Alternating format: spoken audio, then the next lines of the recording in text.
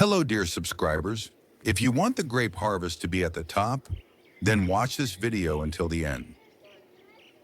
Would you like to double the yield in your vineyard? Do you know the most effective method?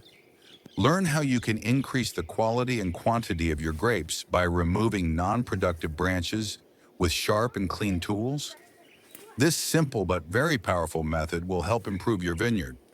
If you want to get a good harvest, learn how to perform this practice. Look at the branches I left. I left very few, and as a result, the yield is good. I am happy if you like my information. Subscribe to the channel. Don't forget to like, follow us.